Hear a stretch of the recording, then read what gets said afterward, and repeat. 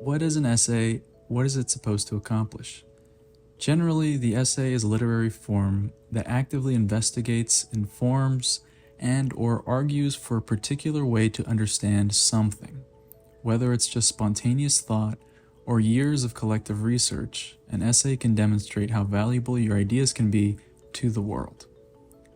It is an organized conversation, told in an interesting way. Its design helps to showcase a new way to understand a particular subject. In a provocative way, the essay can help answer a question no one has ever asked.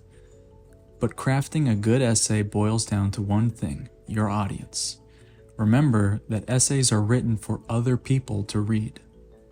Some beginner tips.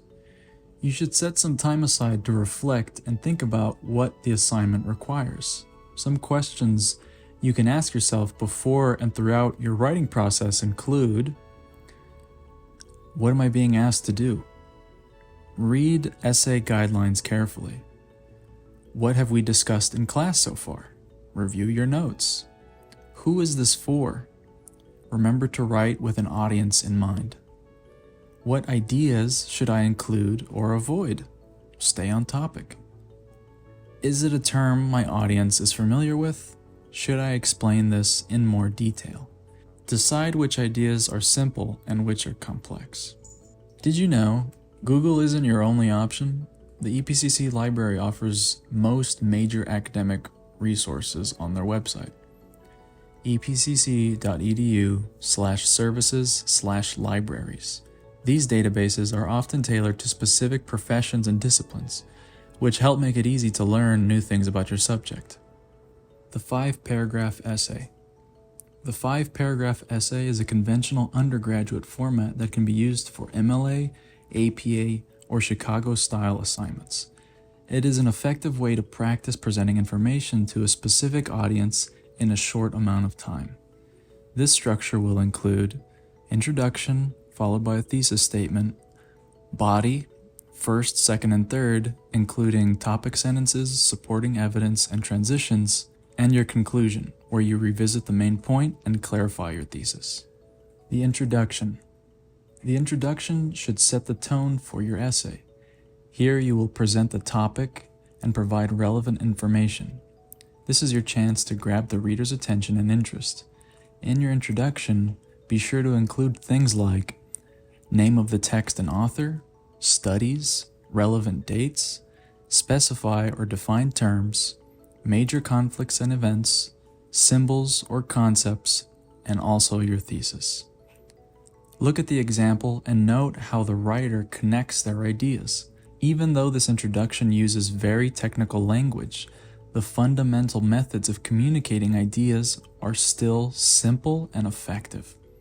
By the end of your first paragraph, you should give your writing some direction, while your thesis statement informs the reader of your intentions. The thesis. The thesis is the foundation of your essay and serves to satisfy the question, literal or figurative, that you aim to answer. It is a sentence that clearly states a position and briefly mentions the supporting reasons that will follow throughout the paper. The thesis must be compelling enough to stand on its own while also providing enough reason to be broken down into distinguishable parts that you will provide in your body paragraphs via topic sentences. Don't overwhelm yourself with large subjects, but at the same time, aim for something specific to motivate your writing. It's normal for your thesis to change as you work through your essay. Draft a couple ideas and see where you end up. 3 general parts to include are your claim. This should be the stance you take on a subject. It can come from subjective or objective reasoning. The stakes. Prove to the reader that this claim is vital to their understanding of the subject. And some support. This serves to make your stance reliable by giving relative context. Examples. A thesis won't always need all 3 parts. They also won't be in the same order.